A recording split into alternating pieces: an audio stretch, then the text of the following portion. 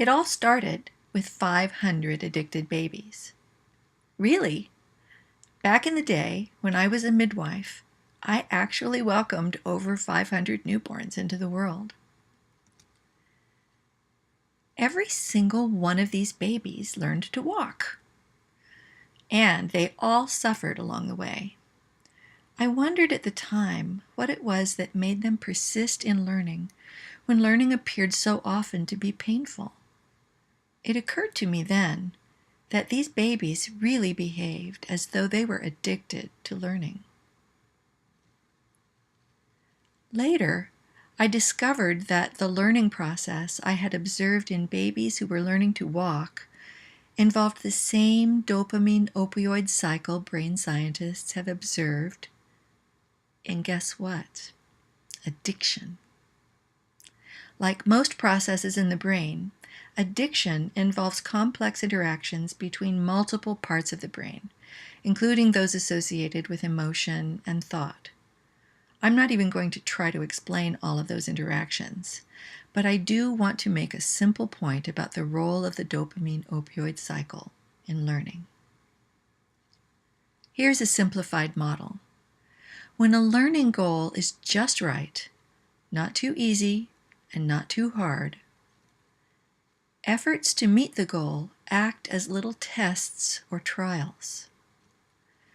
When these efforts lead to success just often enough, apparently it's best not to succeed every time, pleasure hormones called opioids are released by the brain.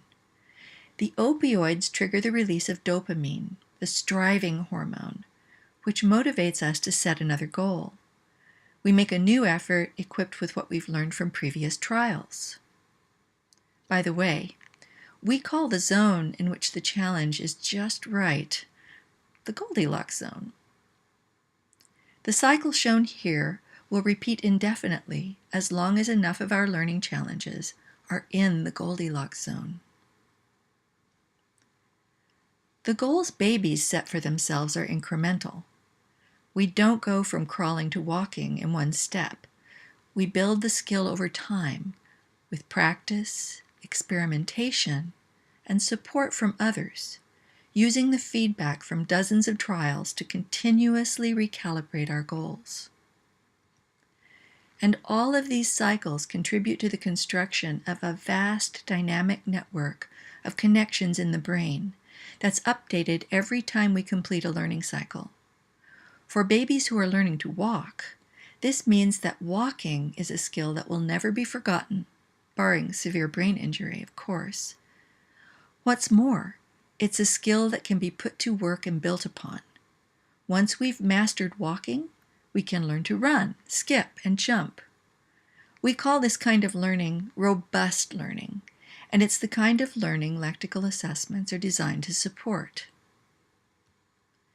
Now, some people think that learning is mostly about acquiring knowledge. They tend to see the brain as a container for facts, formulas, and procedures.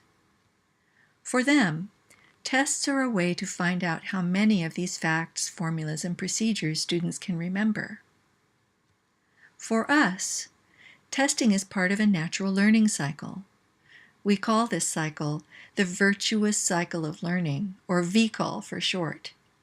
It's a cycle of goal setting, information gathering, application, and reflection, in which every application of knowledge or skill is a test that serves learning by providing the feedback required to set the next learning goal and start the cycle all over again.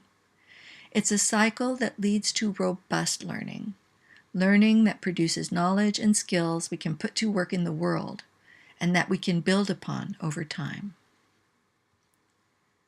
It really did start with 500 addicted babies, but we've come a long way since then. During the last 20 years, we've learned a lot about how learning works and how to make tests that support the kind of learning we care about. By the way, you can learn more about VCALs on our YouTube channel.